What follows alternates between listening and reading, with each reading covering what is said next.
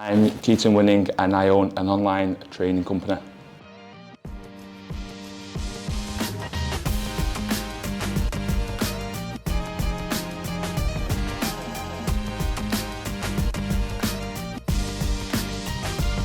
Okay, so mental health to me from an online coach and entrepreneur aspect is that it's something that is not temporary. It's something that I don't look at fixing and I definitely can't fix. And I make sure that people are aware of that. It's something that we can 100% aid and support with. But when kind of mental illness or mental health gets mentioned, it's something that I kind of step out of and say, okay, this is how I can help you and this is how I can aid you in this situation. As I said, it's not a bad day, it's not a bad week at work, it's not a high stress situation. It's kind of how your brain and mental state is conditioned. That can't be, it may be due to upbringing, it may be due to... It could be a lot of things like is your previous experience or life situations or anything like that. Mental health means to me is a lifelong process. As you have said, that it's not just a fixing, okay? And it's soundness of the person's physical health as well as the mental well-being. And the mental health itself could affect people's how they talk, how they feel, and how they behave in different situations. So it's a physical, emotional and psychological well-being in overall. Yeah, 100%. Especially with you kind of, as I said, I always mention that, is it just a bad day or is this truly something underlying? It's so complex, and that's why as soon as a client will come to me or a member of my team and they talk about mental health, we assess what's gone on. Is it a bad day? Is it a bad week? Is it a high stress moment? Or are there certain things that, because it's so complex, you have to step out, and we always generally pass this client to someone more qualified in that area. So you have a little bit of a process on that, how you work. So it depends on the person's mental state, and then you take it from the role, and based on that is the person's, like what level of mental difficulties going through. Yeah, we do have a protocol, and the first thing we always implement is let's practice wellness, which I'm sure you'll talk about a lot, because I feel like wellness is something that you can definitely practice and improve on in terms of training, diet. Journaling is something that we implement as well. Setting clear, from my personal experience, most of the time when someone mentally isn't in the best state, they have no routine, structure, they have no intentions for the day, and they kind of feel lost and overwhelmed within that day. So the first thing we implement with clients is journaling, setting clear intentions. What do you want to get out of today? So on that sense, that like what you have said, that mental wellness mean to you, what is the mental wellness mean to you in personally? I know that as an instructor, physical health instructor, you have maybe for other person's mental wellness is you have different perception to it. What is your mental wellness mean to you? Mental wellness to me is a portion of mental health, and again that can be practiced, and you can have wellness kind of behaviours and habits day to day that can improve your situation. And how you combat that for yourself then, because your job feel like it's a little bit stressful. So how you combat it? Again, making sure that there is clear intention and structure and direction in every single day to reduce overwhelm, because there's times where I've definitely felt overwhelmed as a young entrepreneur, as a young business owner, where my mind can be skewed and I can start thinking really negatively. I think perception is huge. Your perception of, and I can go deeper into my upbringing as I go, but your perception of certain situations that's happened in life can genuinely affect how things are going, and definitely in business day to day.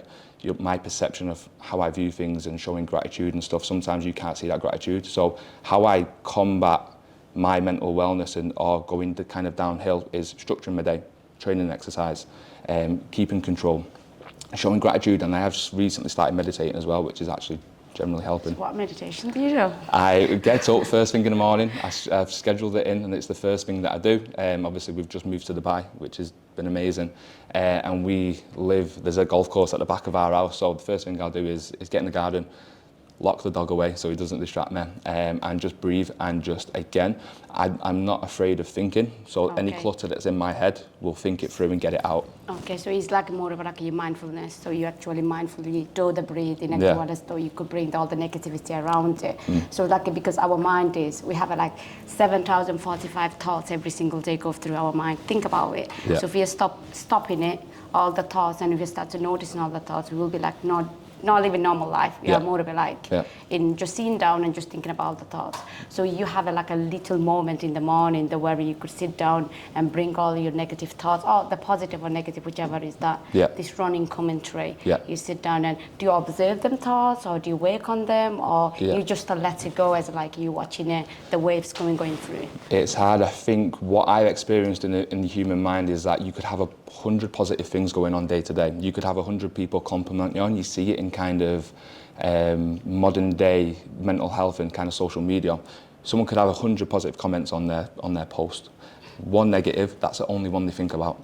So it's about tackling that and dealing with that and knowing your self-worth, having self-awareness, and just setting clear intentions and knowing your worth day to day. That's what I kind of think about. Okay. You know that you have said that like you have 1,000 comments or one negative comment, and that is something called negative thinking errors, and this is called cognitive distortions. Yeah. In the cognitive distortions, we all have as a human, but basically it's about being recognizing that.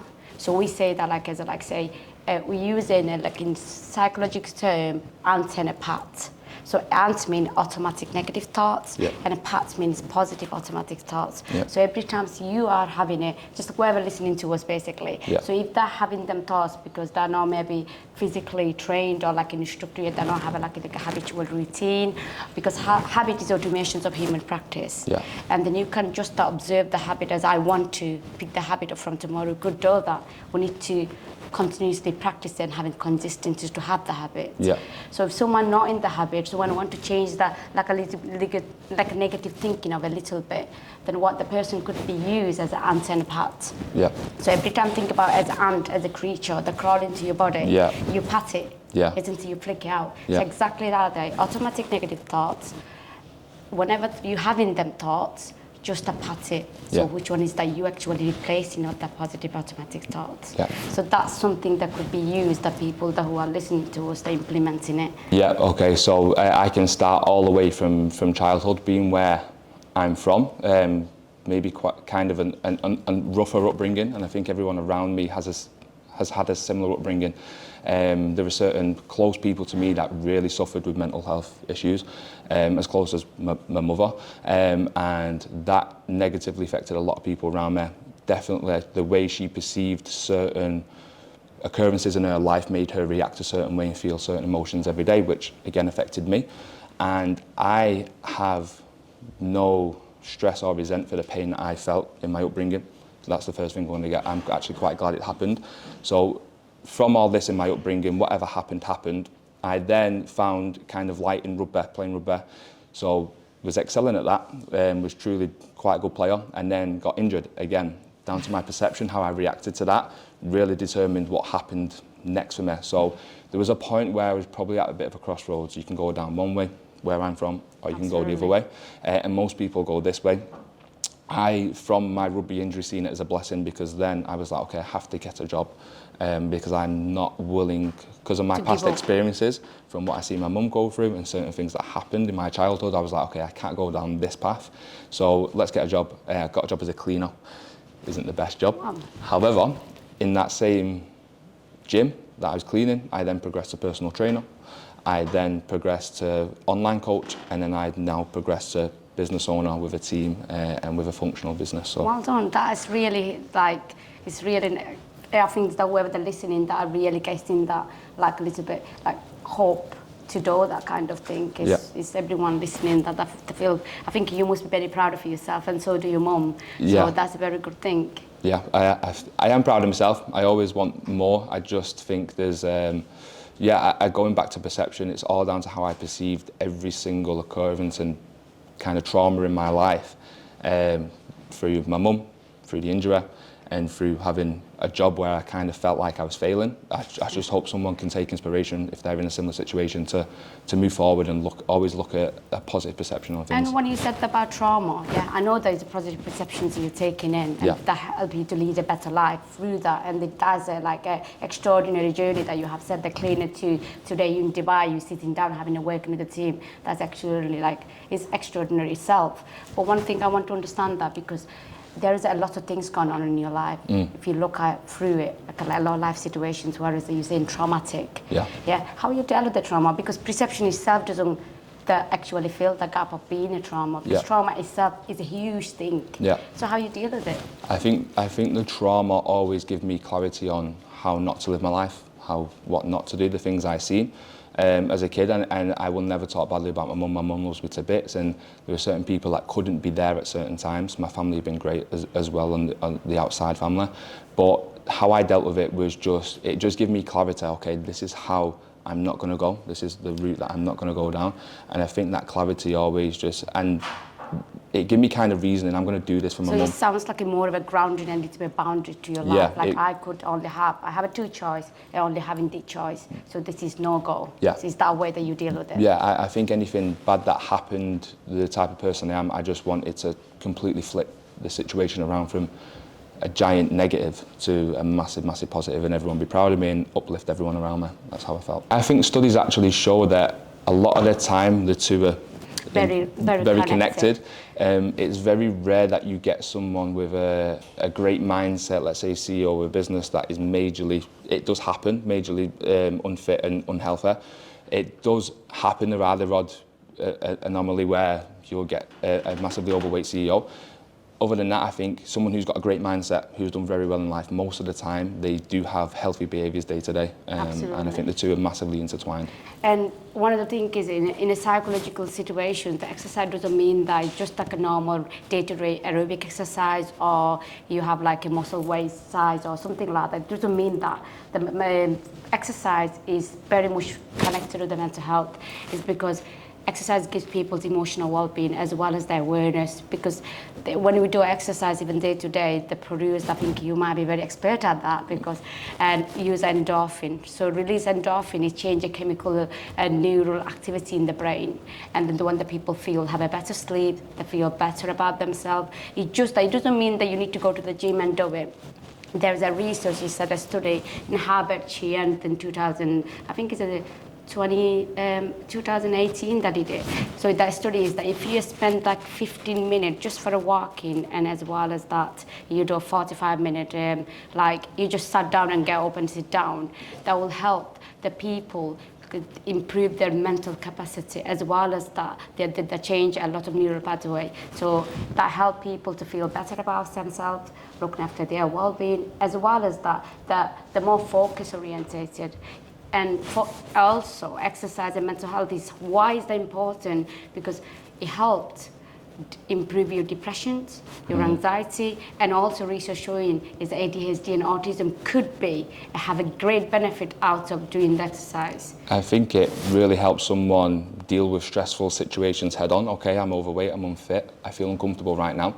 Instead of really neglecting that feeling and running away from it, you have to deal with it head on. You have to train, you have to eat well, and once you deal with that kind of stress and discipline, then you can take that in other areas of your life, and then the success will come from that. It can also give you purpose as well. Absolutely. And on that basis, Keaton, I don't know, how you change someone is really obese, yeah? I'm just saying, like, just for example, I suppose. Yeah. And then you come to you, say, I want to improve myself. Yeah. What do you think the person needs to do? Okay, so someone who's really obese clearly has some behavioural issues that they're probably not aware of. So it's something called unconscious incompetence. Okay. They're not aware, they're not problem aware. They just feel like they're going day to day through normal life and this is normal. You have to first make them problem aware. What is actually going on? So they end up consciously I can't say that word, incompetent. So from there, they are aware of the problem. They know that they're kind of bad at this behaviour or situation, and it keeps reoccurring. So you have to find then solution for them to be able to be good at this behaviour. And you let them bounce back and forth with this behaviour and kind of feel that pain that they keep going through of these little mini fails. But you celebrate everyone along the way, by the way. But they will be good at behaviour, maybe bad at the behaviour for a while, or bounce back until it becomes habitual. Okay, so when you have you're very busy, sounds like you're very busy. Yeah. So in this business, how you look after yourself? I know that because of your job, you need to have the certain criteria that I need to have healthy food. I need to be. Do you just tick in the boxes, as actually you're looking after your mental wellness? Yeah, I think it's extremely complex, and even something as a young business owner that I'm still learning to cope with, in all honesty.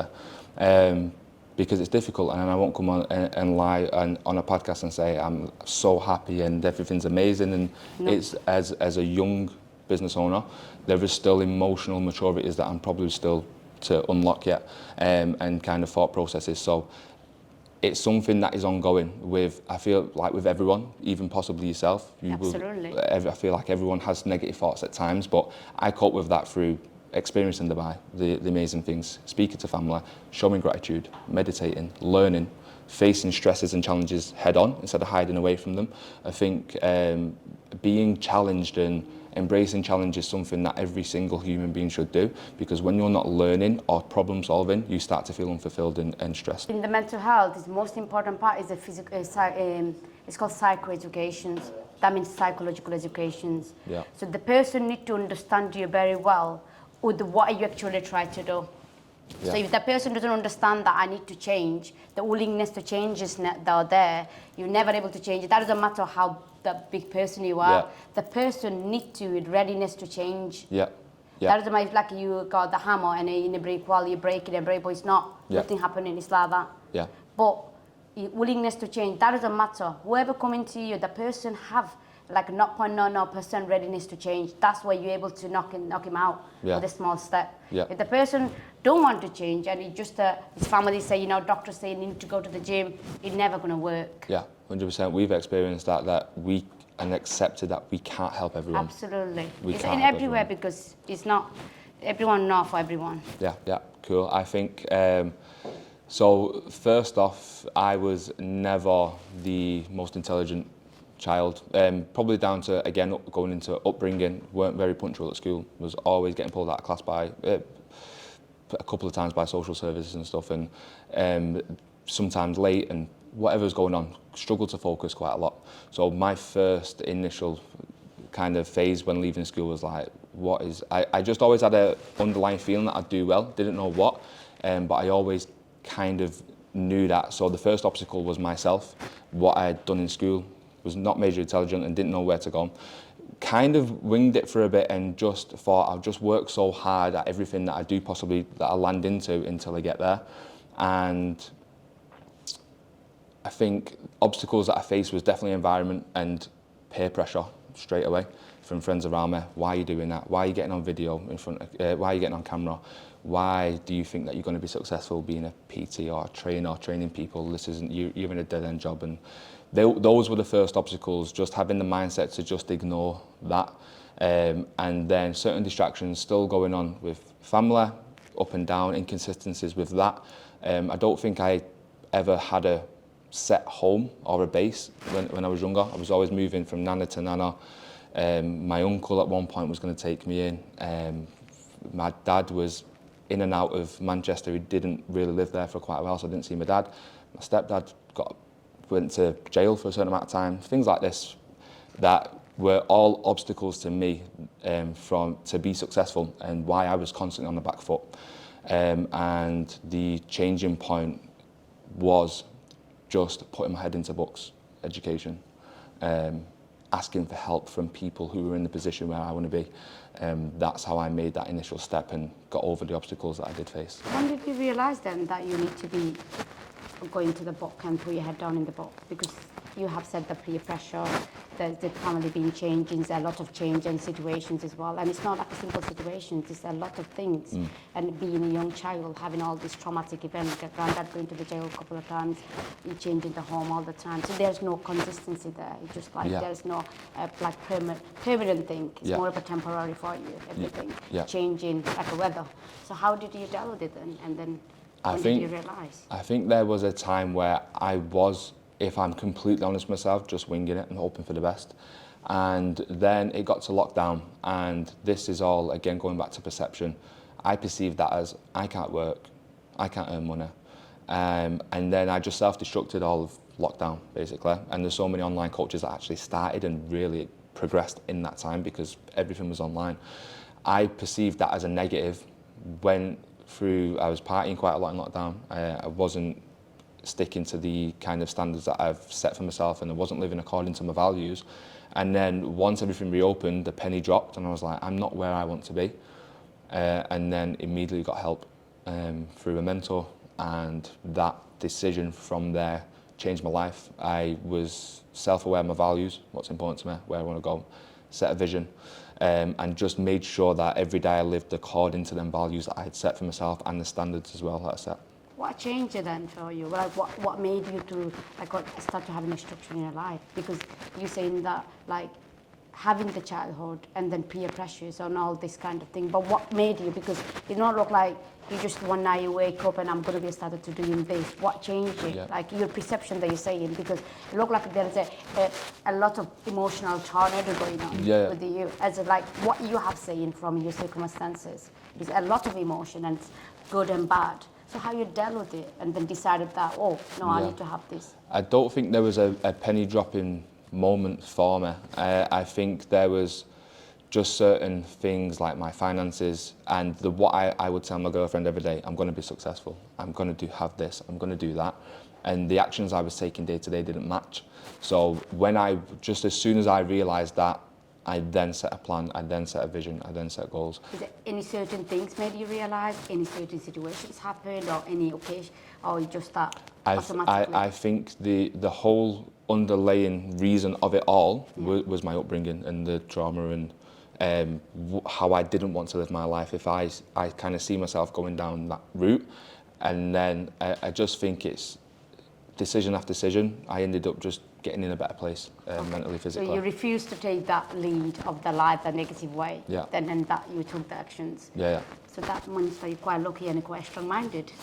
You would say, yeah. We are an online training company who help someone who isn't exactly a gym pro, who can be very busy in life, who can have poor mindset right now, no purpose and struggling to find their self-confidence, struggling to find that routine and structure.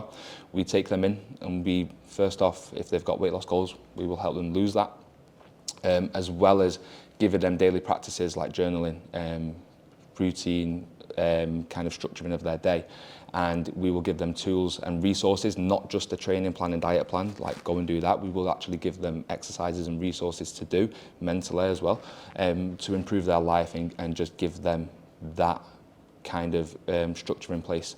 It's completely individual to each person, so there's not a one shoe fits all, there's not one approach that you come in. So you could change that approach for the different person based on the person? Literally day to day, their job, their lifestyle, their upbringing, their habits, what weight they're at, their work life, all these kind of things matter to an individual. You can't just send a plan and say, go and do that. If you can't do it, you failed, I'm sorry. It's how do we get over these behaviours? How do we get over the barriers that you have? How do we set a plan that is sustainable for you throughout life to not just lose the weight, but keep the weight off forever? That is the important thing with us. We want to make sure that 2 years down the line, you haven't reverted back to square one. You still have the healthy behavioural kind of exercises that you do day to day, not just the physical exercises, but the structuring of your day, the journaling, the self-reflection, the gratitude. So yeah, that's what I'd say about the service and what we're about. So Keaton, with exercise, from your perspective, what do you think is the physical health, mental health? How come that correlation? What the main important correlation between them two? I just think if someone exercises every day, they're mentally in a good place. And I don't think it's a coincidence. You do get a lot of people when they're mentally in a poor place. It's like, have you moved? When's the last time you moved? It's like, I haven't been for a walk for 5 days. I haven't been out of bed. And it's just the kind of signals throughout the body that exercise produces for yourself can completely switch around your day.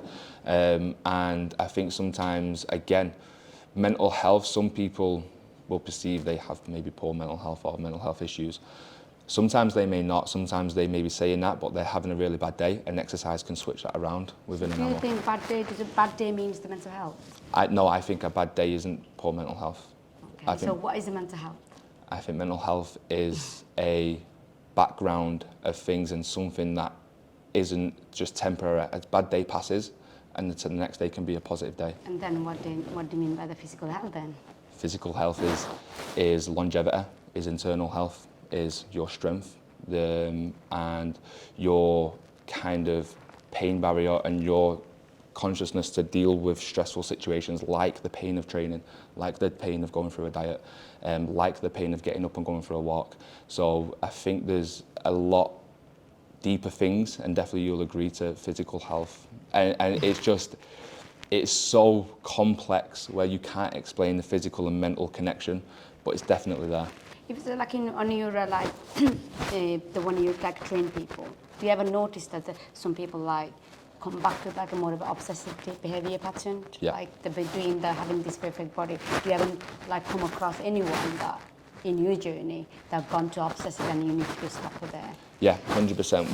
We've seen a lot of kind of disordered eating behaviours, not eating disorders, but disordered eating behaviour. Yeah, and with that, you have to kind of look at what they're getting obsessed about. Is it calorie counting? Is it weighing food? Is it the kind of portion size? And bring them out of it immediately. I think give them that flexibility and take the focus away. So there's been many times where we've stopped people from counting calories, from weighing food and all these kind of things, behaviours that we do implement because it's optimal for results, right? If they told us they want fat loss, we're going to take action what is optimal for that situation. You know the people that like calorie counting is while they're checking the label, what kind of food best for me. Do you think that like having this obsessive behavior, do you think how long not to have a habit? The aim for us with every client is to get the result and then bring them out of the diet successfully. And that means no calorie counting for the rest of their life, intuitive eating, which is how every single person on earth, by the way, should end up eating intuitively, by decisions, by positive choices, and by eye. And by probably monitoring their physique, maybe monitoring their weight, monitoring how they feel and their energy about themselves, and then making tweaks and changes to the food from there.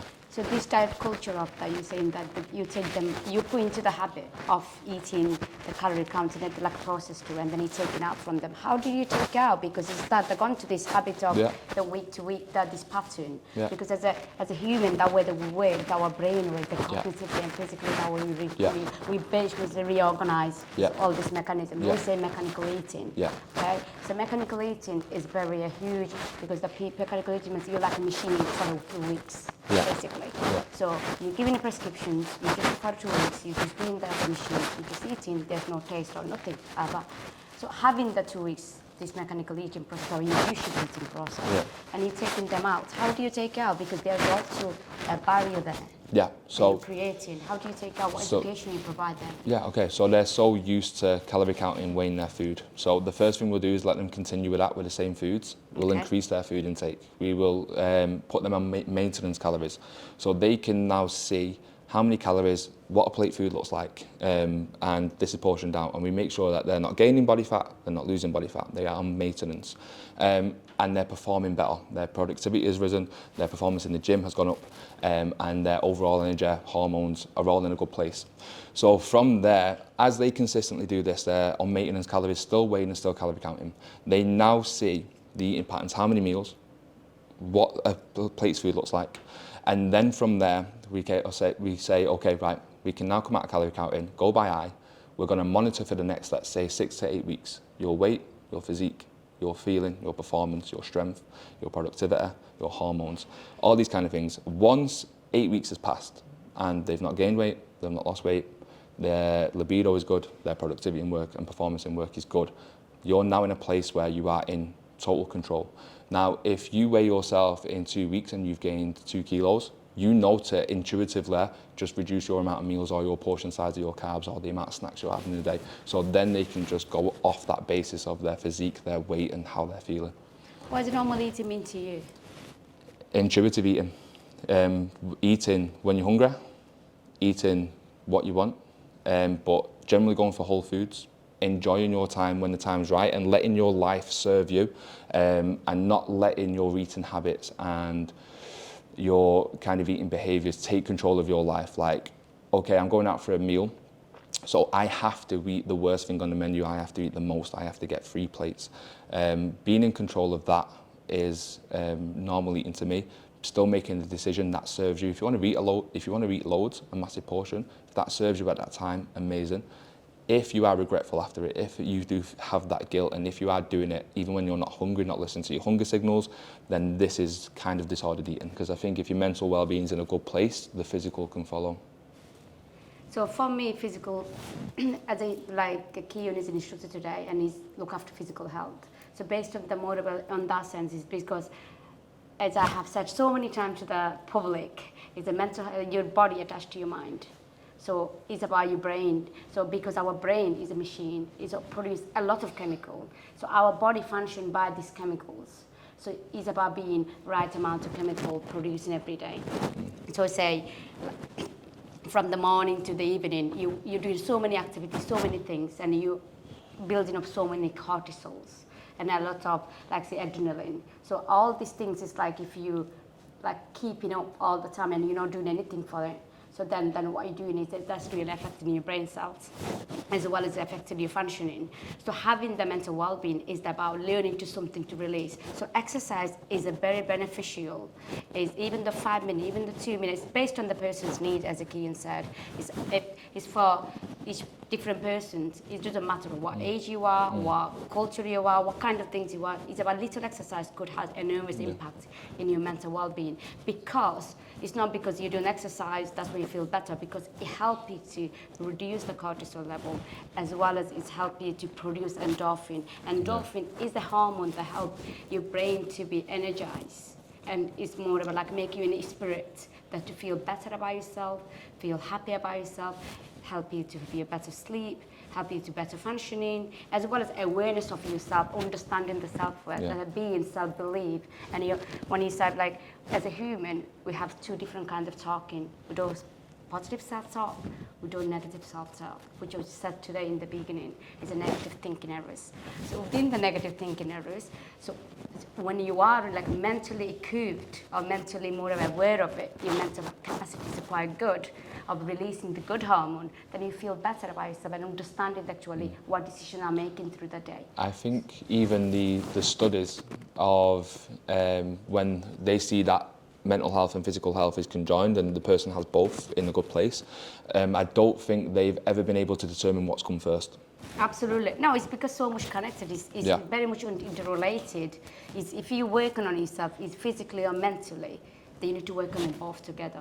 And if you're working on the focus in one, you still need to have that mental orientated focus and to deal with the situation in a better way. So physical and mental health, there's nothing we could say that is in a coin, basically, head and tails. It's basically like that. I have personally spoke to really high performers, wealthy, successful people who have mentally loved their life, enjoying life, been in the best place possible, amazing family, but have been majorly unhealthy. Bad health markers, bad libido, poor hormone health, and and on the verge of continuing into a bad situation in life in terms of their heart and stuff like that. So I have spoke to people with great mindset and mental health, but really poor physical health.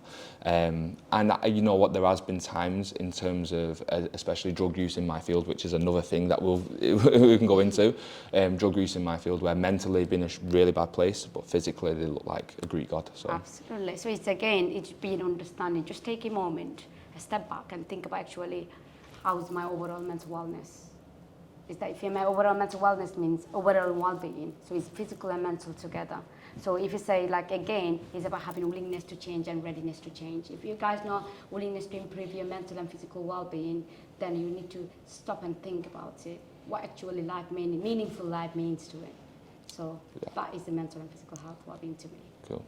Okay, I'm just gonna go off my own kind of story, and whatever kind of position you are in, however bad it may seem or you may perceive it right now, if you make one good decision or if you take one bit of action, that creates more action, and your situation can really genuinely change, no matter how much you're on the back foot right now. The odds, for me personally, I've been in absolutely lean, in a shredded state. I have been mentally low, I've been mentally high, I've been unsuccessful, I've been successful. It doesn't matter your upbringing, it doesn't matter kind of what position you're in financially at the minute, it doesn't matter what education you've got, you can get to where you want to be with the correct action at the right time. And just take inspiration from every single podcast you listen to, every person you speak to, every picture you see, and you can get there, 100%. That's a bit of advice I would give. Absolutely agree with that. Thank you guys for listening to us, to me, our guest today. So hopefully you got that advice and you're listening to us for today, and then take all the good point from us. Thank you. Take care.